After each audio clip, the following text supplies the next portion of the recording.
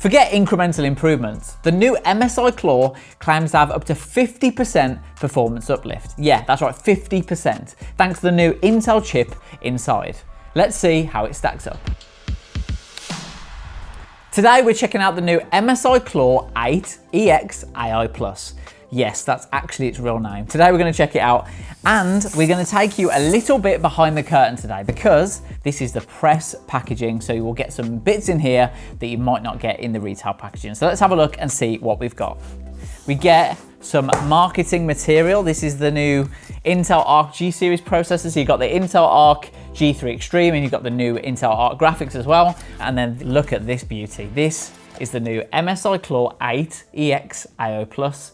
You could already probably tell the differences between the old MSI Claw and the new one, but we'll go through that in a bit more detail. First, let's have a look what else is in this retail packaging. So for some reason, we have a Thunderbolt dock with loads and loads of I/O, and that's because obviously you can use this as a PC, Copilot PC, as well as a gaming handheld. So you will not get this in the retail packaging. This is just in the press pack. And then for some reason, we have these Samsung buds. Do you reckon these have been used? Okay, they look quite new. I'm not gonna put them on because I wouldn't want the next person to wear these after I'd worn them. Right, what else have we got in the box? Okay, we've got loads of cables, and we've got some documentation that we don't need. Got the power brick, which is AC adapter up to 240 volts. Got an old UK kettle plug. We all know what these are in the UK. And then we've got some US ones as well. Oh, and there's a little quick start guide here for the buds. So these are the Samsung Galaxy Buds 4. Pretty cool. Again, not wearing them.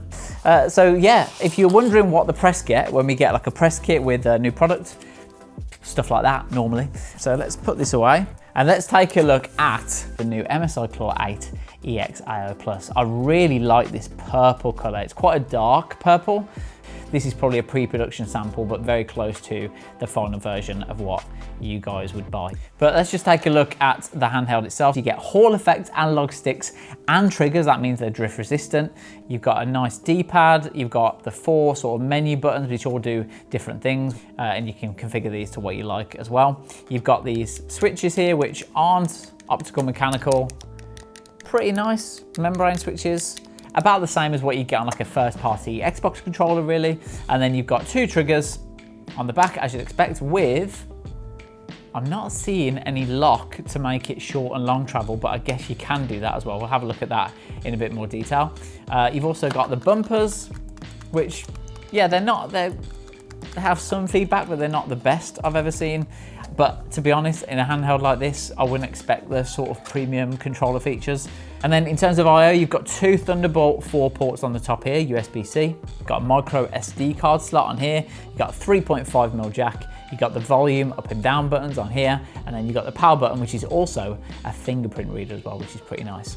On the back, you have 2 customizable buttons, which you can customize to whatever you like. And of course, you can see you've got the fan vents there with the fans underneath, and you've also got some fan ports at the top there for cooling, because this bad boy needs a lot of cooling because it's powerful. And let's go through that now. So the headline feature is this bad boy has got an Intel Arc G3 Extreme. That's 14 cores, 2 performance, 8 efficient and 4 low power efficient cores. And for the GPU, you've got Intel Arc B390 graphics. That's with the new EX3 architecture. So in terms of the new chip, Intel claims smoother gaming, faster content creation, and enhanced AI accelerated workloads, all while maintaining excellent power efficiency. We're going to put that to the test today so we can really see what this thing can do when gaming. Now in terms of the screen, you'll probably see this looks a lot different from the older MSI Claw. This has got an 8-inch Full HD Plus 1920 by 1200 resolution, but with a 16 by 10 aspect ratio. You can actually see that the screen actually sticks out quite a bit over the grips. I don't mind the design. I think it looks pretty cool, and it looks a lot different from other handhelds right on the market.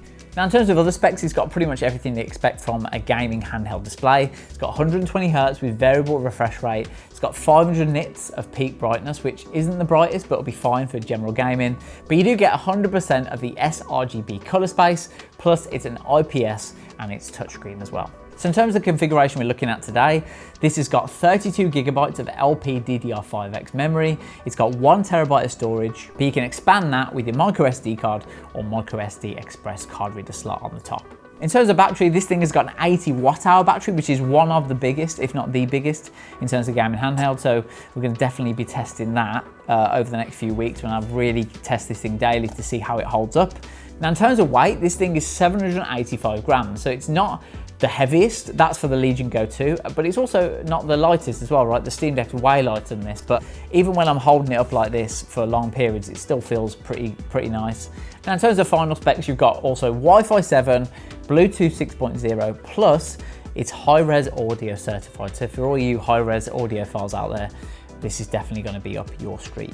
Of course, the OS is also Windows 11, but you also get the MSI Center included with the overlay if you like that sort of stuff. And thankfully, this thing also has Xbox mode. So for all you handheld fans out there, you'll know exactly what I'm on about. But essentially, Xbox mode on handhelds and also desktops just reduces the amount of RAM that the computer needs or the handheld needs. So it runs your games a little bit better, essentially. Right, enough talking about the specs. Let's power this thing on and see how it performs. Hold the power button here and turn it on, and you can see the RGB joysticks lighting up there. It boots straight into Xbox. That's just such a better experience than loading into Windows and getting a Windows update and then having to launch Steam. I'm so glad they've enabled this on all handhelds now, and also desktop as well. I've actually used it on desktop and it actually works really well. What game should we play first, Imran? What do you think? I've got Cyberpunk 2077, F1 25, Forza Horizon 6, or Halo Campaign Evolved. What do you reckon? Halo? Nice. Before we jump into this game though, let's just show you the MSI Center overlay. So if you click the new MSI button here, you go into the MSI Center where you can launch games and also twiddle all the settings as well. So if you go to user scenario, you can adjust the TDP. I've got it on absolute max, cranked to the max. You can do the fan speed, I've got it on auto. You've got three different options here. You've got AI Engine, which basically sets it all for you.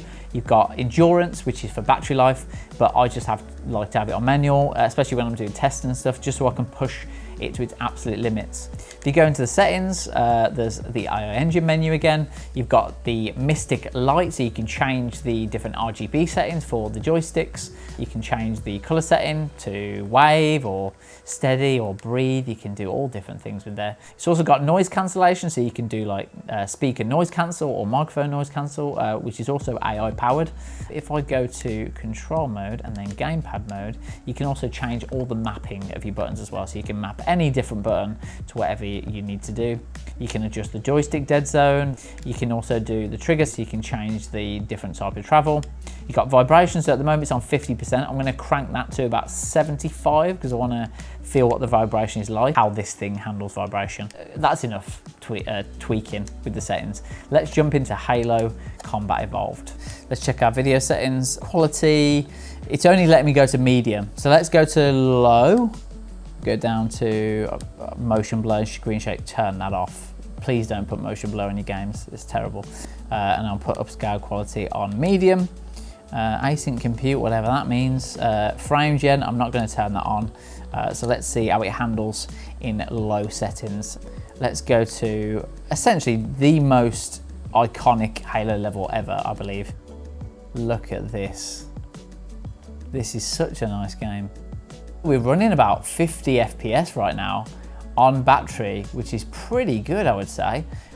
And yeah, like it's only 500 nits, but even in a studio space like this, where there's glare, it still looks nice and bright, really sharp, with a little bit of upscaling. And you can tell there's some artifacting, there's some blurriness to the image in fast movement and stuff, but so playable, very, very, very playable. Shall we see what the speakers are like? Let's turn this bad boy up. Oh yeah, nice and loud. Nice. Grenade! The speakers are really good. I really like that. Not too loud, but loud enough, and you get loads of nice feedback as well.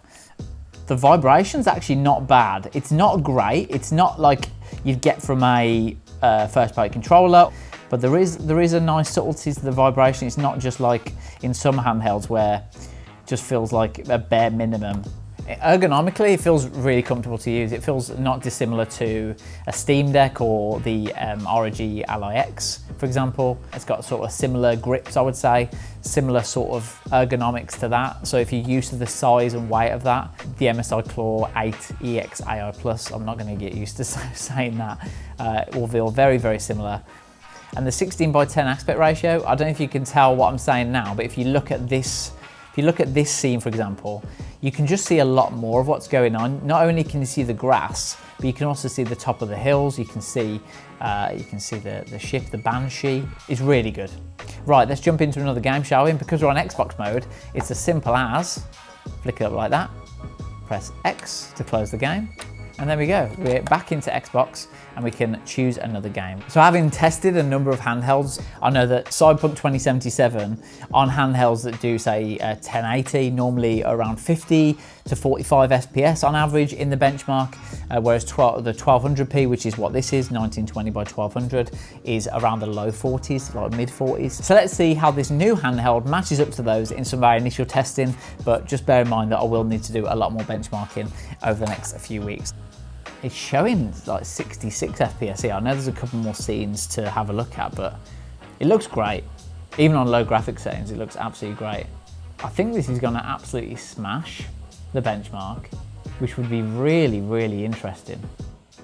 75, that is, have Intel just smashed everyone? What the heck? 75 average, that's crazy. Let's see what we get with a bit of a Intel XeSS on. Let's have a look. Let's apply that and see what we get. 75 on low is crazy for a handheld. Absolutely crazy.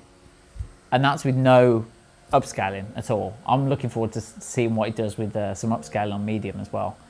If it's anywhere near that on medium with upscaling, I'll be very, very impressed.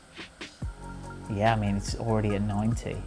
Bear in mind, like, a lot of people, even with decent desktop PCs, probably can't run this game on high or medium. So the fact that this handheld can do it just on its own is pretty insane. Just 90 FPS average on that one. On medium settings with a bit of upscaling on balance, that is absolutely wild.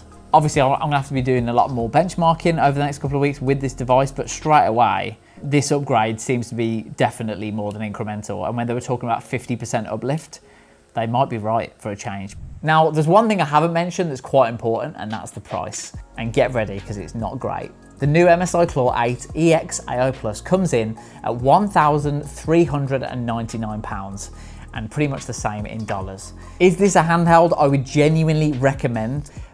At this price, I don't think I can. It's an incredible price, but we do live in incredible times. The RAM apocalypse is going on, memory is so expensive right now. Maybe it's not all MSI's fault, but still. I know it's a PC as well as a handheld, but £1,400 is still a lot of money to drop on this thing. But let me know what you think. Would you drop £1,400 on a new gaming handheld? Let me know what you think in the comments below. And if you enjoyed this video, as always, please drop a like and get subscribed to see more hands-on videos like this. But that's all from me. I'll see you in the next one. I'm just gonna get back on my MSI Claw. See you in a bit.